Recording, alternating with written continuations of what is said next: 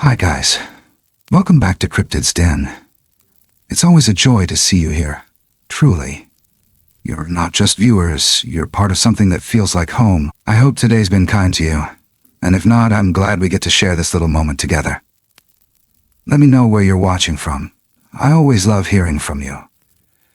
And if you haven't yet, hit that subscribe button and drop a comment. You're such a big part of what makes this space so special. Now, let's get into it.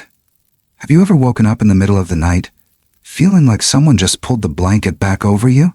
I used to think I was imagining things, until one night I heard a deep voice whisper, "Go back to sleep, Ellie." The truth is, for most of my life, I was being watched over, not by a person, but by something else, a being covered in gray fur, wearing a white cloth like a shroud. His name was Ashroot. He wasn't just a creature. He was the guardian of an ancient Bigfoot lineage, protecting me long before I ever knew he existed. My name is Ellie Monroe. I'm 40, recently divorced, and still grieving my mother's death. This is the first time I'm telling this story. Not to be believed, but so they're not forgotten. Because if you've ever felt safe in the woods for no reason, maybe his name was a shroot. Stay with me, and I'll tell you about Brindle, who heals through feeling. About Hollowep, who never speaks but never leaves your side. About Thorncliff, whose silent stare shook the man I loved more than any confession ever could. Cal used to mock me for believing in energy and spirit. But the day he saw Thorncliff, he said nothing. He didn't need to. He felt it. And if you leave now, you might never know. Maybe you went alone either. Maybe someone was watching over you too. I wasn't planning on staying the night. I had only come back to Ashbine to clean out the house. Just a few days, maybe a week. I told myself that was all. Pack up the remnants, donate the furniture, maybe throw out the stuff too heavy with memory. The place had been sitting empty since Mom passed last winter. No one else wanted it. The air still smelled like her, old lavender oil, dust, and cedar. And the quiet, too familiar. It was the quiet of creaky floorboards and drafty corners. The kind of quiet where you catch yourself listening for someone who isn't there anymore. By the second night, I was too tired to cry. I curled up on the old tweed couch in the living room, wrapped in one of her quilts, half-finished glass of wine still sweating on the floor next to me. No lights on. Just the fireplace crackling low and the rain ticking soft against the windows. I must have drifted off sometime after midnight. I don't remember dreaming, but I remember what woke me. It wasn't a sound, not exactly. It was a sensation. Something shifting the weight of the blanket, just enough to feel it, like a parent tucking in a child. That specific, that tender. Then came the voice. Low, warm, so close I swear I felt its breath on my cheek. "You shouldn't fall asleep on the couch again. Go to bed, little one." I jolted upright. My heart slammed so hard it drowned out the rain. The room was empty. The fire had burned low. No shadows moved, no one there. But there were wet footprints on the wood floor, huge. Too big to be human, each one wide as both my hands pressed side by side. 5 toes. Heavy pads. Like something had stepped in from the forest and walked softly through my mother's house, and just stood there, watching me sleep. I froze, not in fear. Well, not just fear. It was more like awe. A stillness that wrapped around my chest and refused to let go. Something ancient. Something familiar. I didn't move for what felt like an hour. Then I did the one thing I hadn't done in years. I closed my eyes, and I looked. I don't talk about this part of myself often. Not anymore. When you grow up seeing things other people can't, you learn quickly to shut your mouth or get labeled crazy. Even when I was working as a psychic healer, I kept it vague. Energy work, guided meditation, intuitive readings. I never said the word clairvoyance. But that night, I let it in. The air grew thick behind my eyes, like fog rising. Shapes moved in the distance. Then it came into focus. A tall figure, covered in soft gray fur. Shoulders broad, limbs long but not monstrous, draped in something white and thin. It shimmered like mist but hung like cloth. Its eyes met mine, deep set, dark but kind. Not glowing, not monstrous, just aware. Sad even. Then it turned and walked toward the back door, through it, without a sound. And I sat there shaking, trying to breathe, because that wasn't the first time. Somewhere buried beneath the grief, I knew it. That shape, that presence, that silent, watching comfort. I had felt it when I was little. I was 5, maybe 6. Alone in my room. I remember a storm. I remember crying for my mom and her not hearing. I remember a face at the window, huge and blurry in the glass. I leaned forward and rested my elbows on my knees, my hands in my hair. Everything hurt. Not just the exhaustion. Not just the ache in my chest from too many goodbyes, but the realization that the only one who had shown up for me that night wasn't human. Not a ghost. Not a figment. Something else. I whispered out loud. Though I didn't know why. "Are you still here?" Nothing answered. No reply. Just the soft, steady thud of rain on the roof, and the memory of a touch that had no weight, yet made me feel more held than I had in years. I wrapped the blanket tighter around myself. The fire had gone out. The room was cold again, but I didn't light it. I just sat there, listening, wondering if the thing I used to think was a childhood dream had been real all along. And if so, why now? Why come back? Why speak? Why touch? Or maybe he never left. Maybe I just forgot how to see him. It's strange, the way we only start noticing the presence of something when the world goes quiet enough. When the people we loved are gone. When we're cracked open in just the right way. That night cracked me open, and something ancient stepped through the gap. Later I'd give him a name. Later I'd learn his. But for now, I just knew. He was watching, and he had tucked me in, not out of curiosity, not out of malice, but out of care. And somehow, that made the floor feel less hollow under my feet. Like maybe this house wasn't empty after all. Like maybe the woods outside still remembered me. I didn't sleep again that night, but I didn't feel alone either. And that was the first time in months, maybe years, that I let the silence stay and let it hold me. It didn't stop after the first night. If anything, I was just the door cracking open. The morning after the blanket incident, I woke up with a tension in my chest that I couldn't shake. Part fear, part awe, part something deeper I didn't know how to name. The footprints had dried by then or vanished. I checked the back door, locked. The windows too. No signs of forced entry. Just the unmistakable memory of something watching me, then caring for me. I started keeping a notebook. I didn't call it a journal because that felt too delicate. This was more like a record, a witness log maybe. Each page a scratch into the silence, like I needed to prove to myself that I wasn't just unraveling. The first few entries were simple. Heard footsteps around 2:47 a.m. Heavy, slow. Too slow for deer. Couch pillow move. Smelled like pine bark. Whisper outside the hallway. Couldn't understand. Not Mom's voice. I didn't tell anyone. I mean, who would I even tell? My ex would used it in court if he could. My sister had already decided I was too out there, after I became a healer. And the rest? Gone or ghosted. So I turned to the only audience that had ever listened without judging. The forest. I set up a little camp on the back porch. An old canvas tent I found in the garage. A thick wool blanket. A few candles. And a bundle of lavender tied with twine. I brought out my old field recorder, The one I used during energy work back in Portland, just to see what I might catch. The first night, nothing. Wind. A possum, maybe. The second night, just before 3 a.m., I heard something shuffle the gravel by the edge of the porch. Not a shuffle, exactly. More like a calculated shift of weight. Slow, deliberate. The recorder picked it up. I played it over and over the next morning. There was no doubt.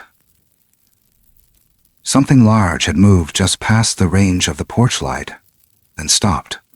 The third night, I meditated. It was cold, the kind of still Oregon night that makes your breath curl into mist and hang in the dark. I sat cross-legged inside the tent, facing the tree line. Lavender burning soft. Eyes closed, breath slow. I slipped beneath myself, and I saw them, not with my eyes, not in that way, but I saw them, 3 of them, standing among the trees. The first I already knew, gray fur, tall, gentle, the shape that had tucked me in. Ashford, that's the name that surfaced as soon as I saw him. I don't know how I knew. I just did. To his right, a smaller figure, lean, delicate, coated in soft yellow-gray fur. Her movements reminded me of someone listening to music too quiet for anyone else to hear. That one felt calm, feminine, like a whisper you don't want to interrupt. Her name was Brindle. And the third, to farther back, taller than Ashford even. One leg crooked slightly inward, a limp, almost imperceptible. His silhouette was the darkest of the 3. Still. Watching. Never stepping forward. Hollow step. That name came like a pressure behind my ribs. They weren't looking at me with curiosity. They weren't here to frighten. They stood like sentinels, like keepers. Ashford's voice, if you could call it that, rose in my chest. Not a sound, not quite, but presence that became words. We are the ones who never left. I shivered, but not from cold. We've watched your sadness grow like vines. You were never alone, Ellie. The breath I took and cracked something open in me. A memory spilled through the gap, a window. My tiny hands gripping the windowsill, the moon bright over the backyard, and him, Ashford, watching from beyond the garden fence. Huge, still, silver-eyed. I had told myself it was just a dream. I felt something warm drip from the corner of my eye. I opened them. The clearing was empty. The night still. The trees didn't move, but I knew they were there. I crawled out of the tent and sat on the wooden step, knees pulled tight to my chest. My breath came in shudders. Not sobs. Something smaller, quieter. Like grief learning how to exhale. Like grief learning how to exhale. For so long, I had carried the weight of being unseen, misunderstood. The kind of loneliness that doesn't scream. It just hums low and constant in your bones. But now, I wasn't the only one watching. There were eyes in the woods that had never looked away, and hearts that didn't beat like ours, but still listened for pain. I whispered, not even meaning to. I don't know why you're here, but thank you. No answer. No, just the lavender smoke curling into the air, and the whisper of trees leaning closer in the dark.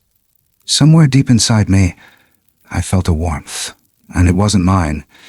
It was borrowed, offered, like a hand resting on your back when you didn't even realize you were cold.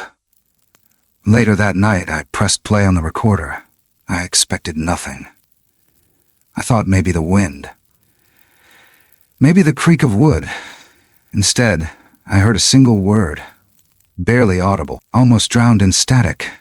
Hey, my name. Not spoken like a warning, not a growl, a reminder.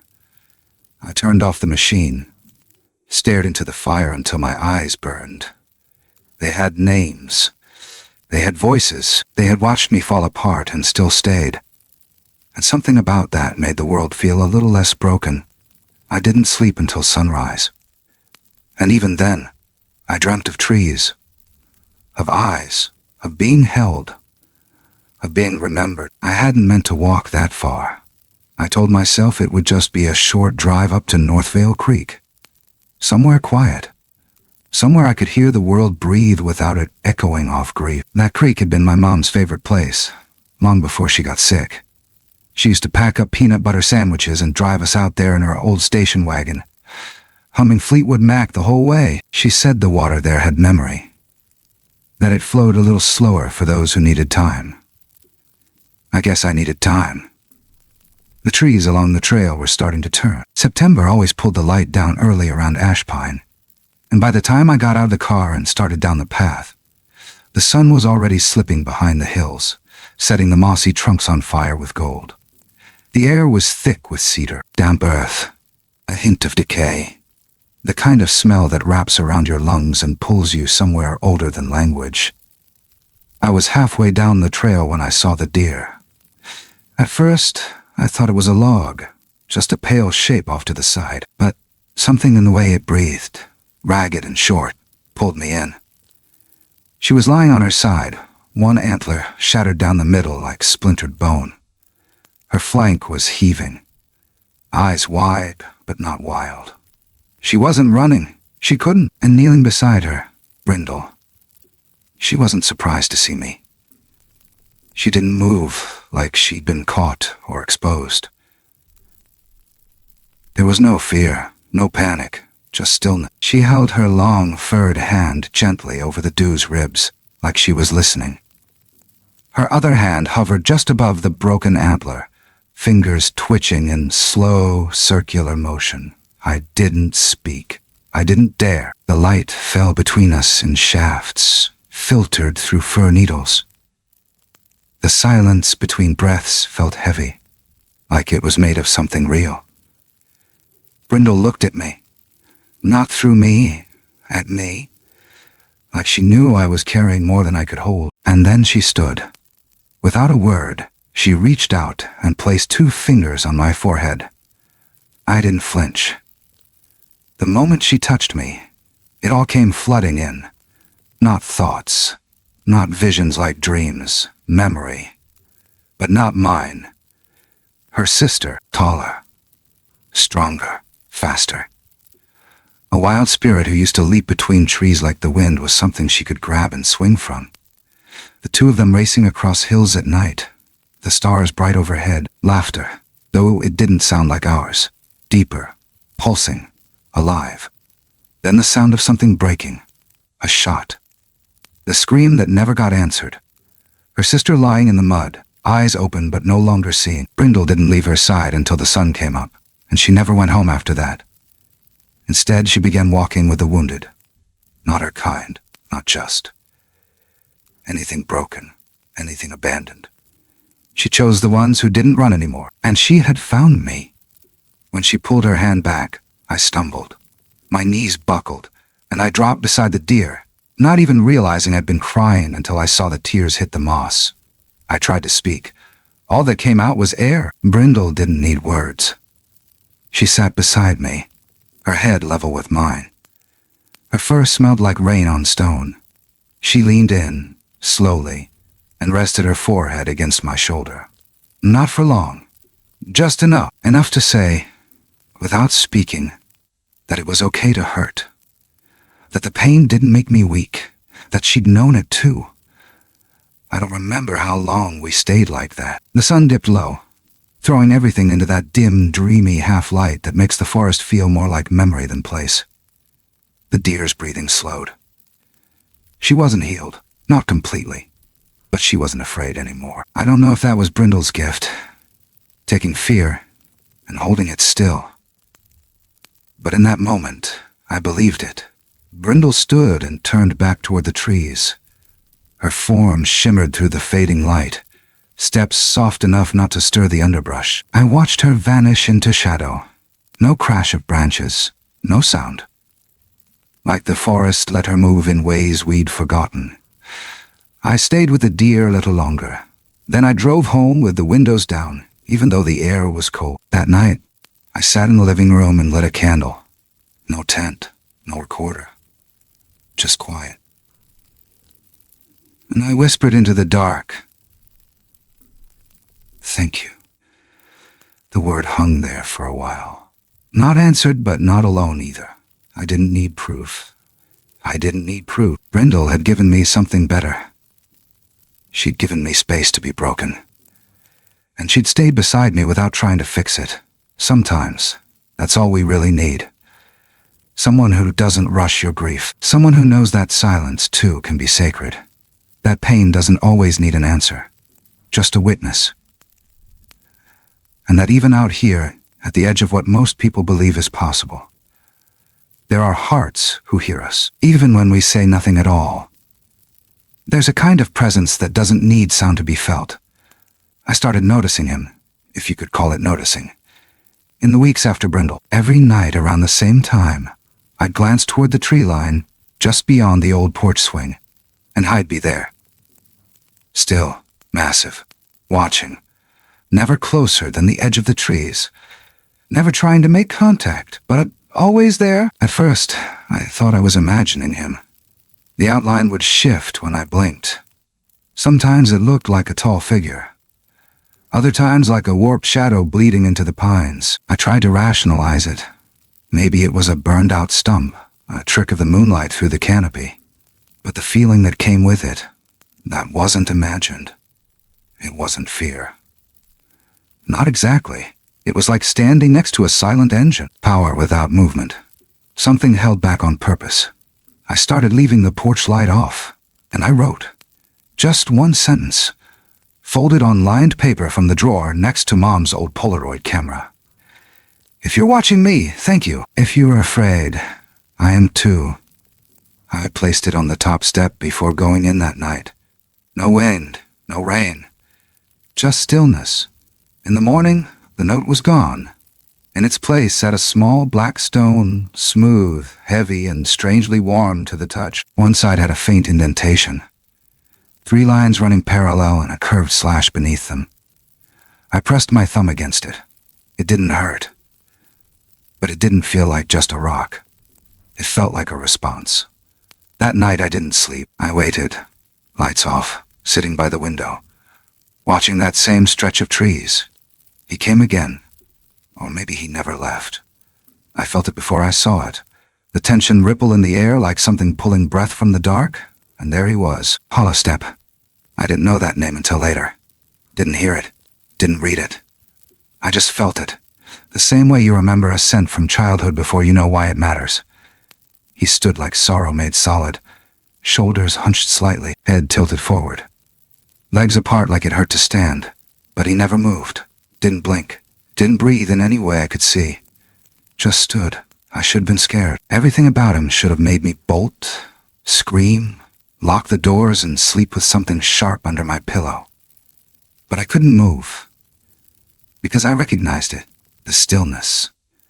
The way he hovered at the edge, close enough to see, too far to touch. It was the same way I'd spent most of my adult life. Watching people I loved move through storms I couldn't stop. Not knowing what to say, so I said nothing. Brindle came to me again 2 nights later. This time, at the foot of my bed. No footsteps, no sound. Just presence. Like a breeze that hadn't touched the curtains but still made the room colder.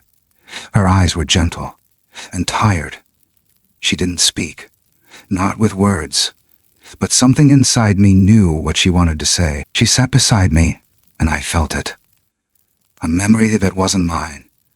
A girl, 10 years old maybe, barefoot, blonde hair tangled, crying beneath a porch somewhere that wasn't Ashbine, and Hollowep crouched nearby, silent, frozen, watching from behind a broken fence.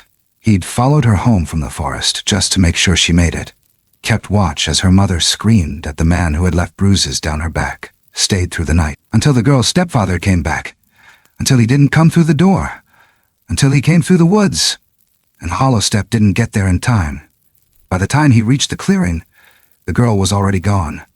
The mother was on her knees, and Hollowep. He turned away. He didn't scream, didn't fight, didn't speak again. Brindle showed me all of it. And then she was gone. Just me. And the empty space beside me that still felt warm where she had sat. I got up, walked barefoot out to the pine where Hollowep always stood. Left another note. This one drawn in pencil, not written. A little girl holding something. A flower, a fern maybe. I wasn't much of an artist, but I tried. I folded it and tucked it into the bark between two knots. Then I went inside and waited. The next morning, it was gone. But something else had taken its place. The drawing, redone, carefully, every line cleaner. And at the bottom, taped with thin strands of grass, was a tiny wreath. Fern, pine needle. One small white feather. I don't know if Hollowep made it, but it felt like he had. And for the first time, I realized something I hadn't let myself feel until then. He wasn't haunting me. He was guarding, from a distance. Because once he had stood too far, and he never wanted to make that mistake again. That night I didn't turn off the porch light. I left it on, bright, warm, a signal, not just for him, but for anyone who might be watching and waiting for a chance to do better. Sometimes the ones who love you most are the ones who say the least, because they have already said too much to someone who didn't listen, or not enough when it mattered most. But even when they can't speak, even when the wound is older than memory, they stay. Like shadows that refuse to leave, like echoes that still remember your name. Cal had never really believed me. Not fully. He was supportive in the vague, quiet way people are when they don't want to call you delusional. But they also don't want to be part of your story. He'd nod while I spoke. He'd offer the occasional, "That's wild," when I described the footprints, or the way Brindle had placed her forehead against mine like she could carry something I didn't want anymore. But I could see it. In his eyes, that tilt of doubt behind every smile. Still, he kept coming around, checking on the house, bringing groceries, asking if I wanted to grab lunch in town. So when I told him I wanted to go up to Blackridge Hill before the weather turned, he said yes like it was just another picnic. The truth was, I needed to know if what I felt in the woods extended beyond me. I needed to see how the forest responded to someone who didn't believe. We parked at the base of the ridge around 4. The clouds were pinking around the edges, and the sky had that copper-orange glow that makes everything look like it's been dipped in syrup. The trail up wasn't hard, but it was long. Cal walked behind me most of the time. I could hear him breathing, the scuff of his boots against gravel. He was quiet, watching the trees like he was waiting for them to open their mouths and explain something. When we reached the clearing, I stopped. The wind shifted. It wasn't loud. It wasn't cold. But the air changed. Cal noticed it too. I saw him pause, his shoulders rising slightly like someone had just stepped too close behind him. Then the shadows on the far side of the clearing moved, slow, purposeful, and then he was there. I had never seen him before. Not like this. Not Ashfruit. Not Brindle. Not Hollowep. This was something else, towering, 10 feet, maybe more. Fur thick and matted in places, with streaks of dark brown and pale gray running down from his shoulders. His posture was regal, not slouched or brutish, like a monument that had decided to breathe. He stood upright, chest rising slowly, arms relaxed at his sides but wide enough to command space. His head turned slowly, deliberate, and he looked directly at Cal. Everything stopped. The breeze, the birds, even the tension in my own body. Cal didn't move, didn't speak.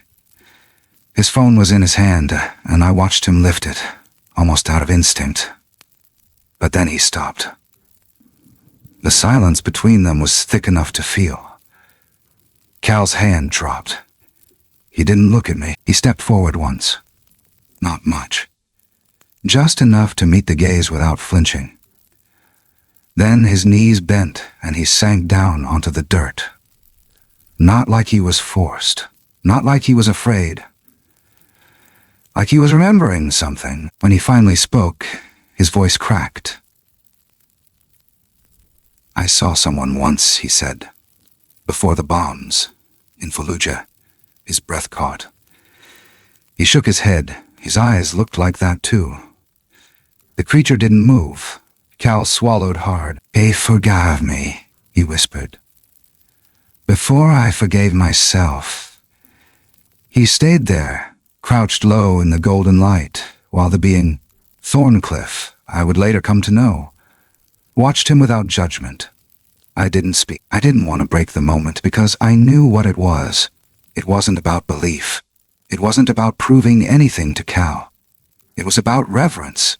Something ancient, passed silently from one wounded soul to another. After a long minute, Thorncliff turned away. Not in retreat, but in understanding. He disappeared into the tree line without a sound, like gravity shifted slightly to let him pass. Cal stayed on his knees a while longer. When he finally stood, he wiped his face and looked at me like I was someone entirely new. "They're not animals," he said. "They're older than us." His voice was hoarse. "They're better. We didn't talk much on the way down, but something between us had changed. Not because he believed in monsters now, but because he had been seen by something purer than anything either of us had known. And he had seen himself through different eyes. That night, he sat on the porch with me in silence. No jokes, no distractions. And I watched the trees gently bend in the wind like they were bowing to something. Or maybe to someone. Forgiveness doesn't always arrive as words. Sometimes it shows up in the shape of a creature too big to name, too silent to doubt. Sometimes it's not even for you. It's for the person beside you. So you can finally sit next to them without both of you looking away. And for the first time in a long time, I didn't feel like I had to explain anything. Because Cal had seen something that didn't need proof. He had been measured by it. And it hadn't turned away. It was almost dark when the last car pulled away. She'd been in the house for 2 hours.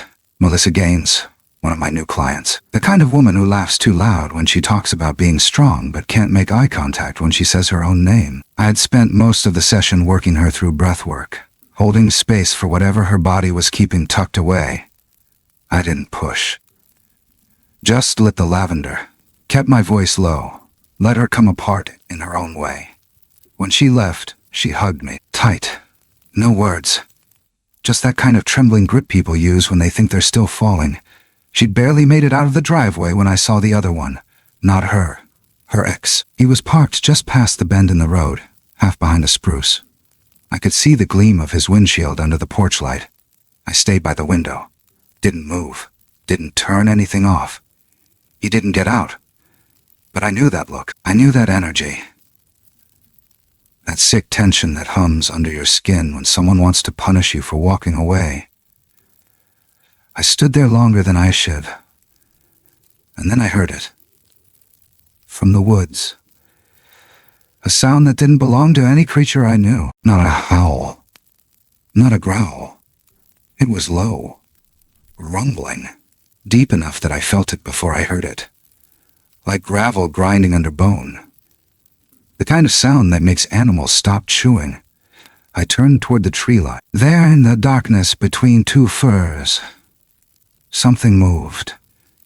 It stepped forward, slowly, deliberately, and stopped just inside the light spill from the porch. I've seen tall. I've seen broad.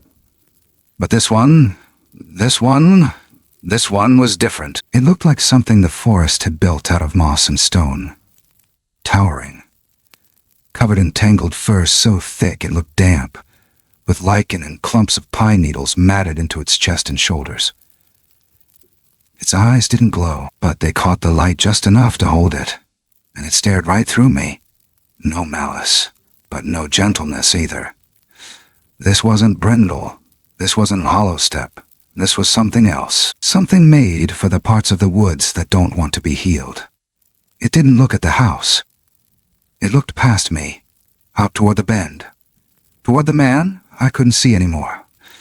but could still feel, coiled like a snake in the dark. The growl came again, but this time it wasn't a warning. It was a command. I stepped out onto the porch, not far, just one step. The wind shifted, the trees hushed, and then the car started. Tires spun, gravel spat, and he was gone. I stood there, breath frozen, watching the thing in the trees. It hadn't moved, but the threat it carried was like a wall of heat rolling off stone. After a few seconds, it turned and vanished. Just gone. Swallowed by the forest. I stayed on the porch until my knees started to ache, until the night sounds returned. The insects, the owls, the distant thrum of life I'd come to know as normal. Then I went inside. The house felt different. Still quiet. Still dim. Still dim, but not empty. Not unprotected. I didn't know what it was, who it was. But the name came anyway. Grave moss. It wasn't pretty. It wasn't soft. But it fit, like something old and heavy that's been buried too long. Finally stepping out of the earth, not to haunt, but to stand guard. For days after, I felt it. Not fear, presence, like something between me and the things I thought I'd have to face alone. Not just the X's, but the memories, the weight, the shame. The sound of a voice yelling through a closed door, the click of headlights pulling into the driveway when you're not ready. All of it, blocked by something I hadn't asked for, but had been given anyway. There are guardians who use light, and then there are the ones who use shadows, because that's where the worst things hide. And some monsters are only monstrous because they've learned what we need to be protected from. That night, I lit a candle and left it on the windowsill. I whispered, not expecting anything back. Thank you. No answer came. But the wind shifted again, and the house didn't creak the same. Something had settled, not in surrender, but in warning. Not for me, but for the ones who thought no one was watching. It started with the trees, not the way they looked, but the way they felt. I noticed it early one morning, right after a storm had rolled through. The air still held the weight of lightning, like the sky hadn't fully unclenched. I stepped outside with my mug of coffee, half awake, expecting nothing but wet earth and silence. But something was off. The forest didn't move the same. The breeze came through like it always did, brushing the leaves, rattling the porch wind chimes. But the trees, they seemed to lean in, not bowing, not breaking, but aligned, like they had gathered around me in some silent formation. Then I saw them. Not the creatures, not the watchers, the hands, palm prints, huge, pressed into the bark of 7 trees surrounding the cabin, each one spaced evenly apart, curved slightly inward like a ring. The bark was stripped where the fingers had dug in, deep, deliberate. They weren't made in panic. They were made in promise. At first, I just stood there, staring. The size of each print, wider than my shoulders, each one shaped like a human hand but stretched. Thicker fingers, flattened tips, and old. Not made that morning, not made the night before. These had been placed slowly, over time. But why now? Why were they surfacing all at once? Like the trees had decided it was time to show their scars. I followed them, circling the cabin. The trees marked went random. They created a full perimeter, evenly spaced, forming what could only be called a boundary. Not a warning, a seal. I lit a candle and sat just inside the ring, cross-legged, the way I used to in sessions before everything in my life broke at once, and I breathed, slower, deeper. I let the quiet thicken, and I let the line blur. The space around me changed. Not visually, not in any obvious way. Not in could feel it, like the trees were pulling closer, not in body, but in spirit, and with them, others. Ashford, Brindle, Hollowep, grave moss. Even Thorncliff, though his presence always felt like it came from a higher elevation, like thunder rumbling through dry hills. They weren't visible, but they were there. I could hear their breath, not through my ears, through my ribs, as if the rhythm of their existence was syncing with mine, pulse for pulse. And then, something else. A single image, clear, immediate. Ashbine, standing beside one of the trees, his massive hand pressing into the bark, slowly, reverently, not claiming it, not branding, marking, not as territory, as protection. I opened my eyes. The wind shifted. The smell of damp pine and old stone filled my lungs, and I whispered, not because I needed to say it aloud, but because something inside me wanted to hear it outside of my head. I've never been forgotten, have I? No voice answered, but a breeze moved through the clearing. Not across it, through it, direct, gentle, a single pass. And the leaves on one of the marked trees shook like fingers responding to touch. I don't know how long I stayed there. But when I stood up, something inside me felt settled, not healed, but seen. The house looked different as I walked back. Not in shape, not in color, but in weight. It felt less alone, more held. That night, I sat by the back door with the lights off and watched the trees glow faintly under the moon. And I knew each handprint was a vow. To stay, to protect. Not from the world, but from the lie that I had been left behind. We talk so much about family like it's something made in hospitals and kitchens and long car rides. But out here, in this place where grief hangs low and breath moves like fog, family was hands on bark, breath in the dark, and spirits who watched not because they had to, but because they always had. I didn't send the email to get attention. I didn't expect anyone to believe me. I just needed to put their names somewhere. Someone might read them. Somewhere outside this valley. Outside my head. The message was simple. I wrote, I don't need to be believed. I just need someone to remember their names. Then I listed them. Ashbine, Brindle, Hollowep, Thorncliff, Grave Moss. I didn't try to explain what they were. Not exactly. I didn't call them monsters or guardians or spirits. I just wrote what I knew in my bones, that they weren't myths, and they weren't gone. They were still here. They always had been. I sat with the draft open for nearly an hour. The screen glowed soft against my face while the rest of the cabin fell into that heavy hush that always came before midnight. My finger hovered over the send button, then dropped. Click. Gone. Out into the world. Maybe it would end up in someone's spam folder. Maybe it would get deleted before the second line. But it didn't matter. I had spoken, not just to them, but to someone. That night I stepped out onto the back porch and sat barefoot on the cold wood. The moon was low, heavy with amber light, hanging just above the ridge like it didn't want to rise any higher.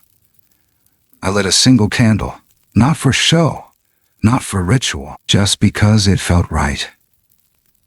And I whispered each of their names again, one at a time. Soft, reverent, like prayer, like memory. I didn't expect anyone to answer.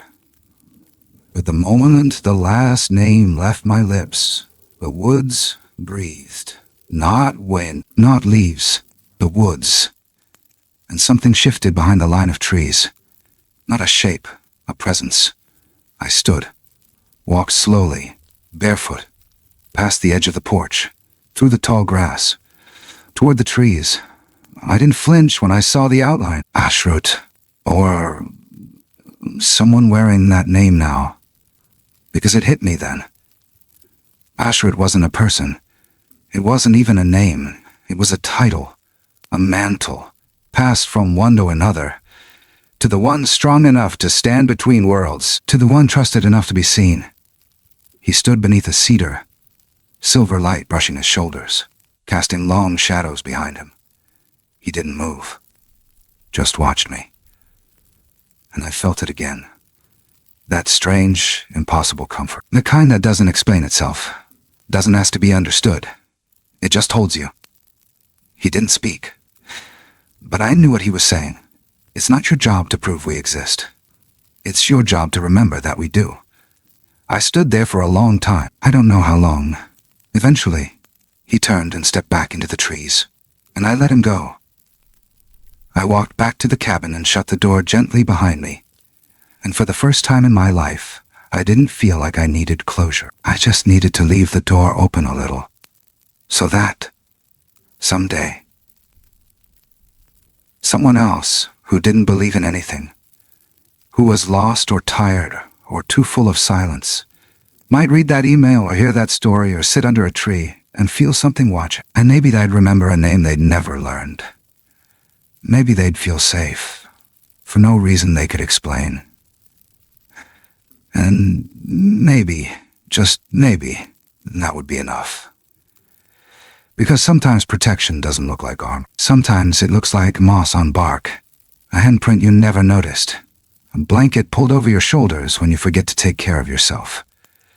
Sometimes it doesn't come from the people you were born to. It comes from the ones who have watched you without being seen. The ones who walk behind the veil of trees, listening, waiting, holding.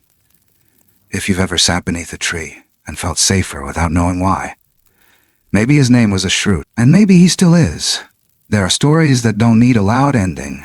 Some tales linger, not because they didn't find a resolution, but because they leave behind something softer, something quieter than answers, something that stays with us. This was one of those stories.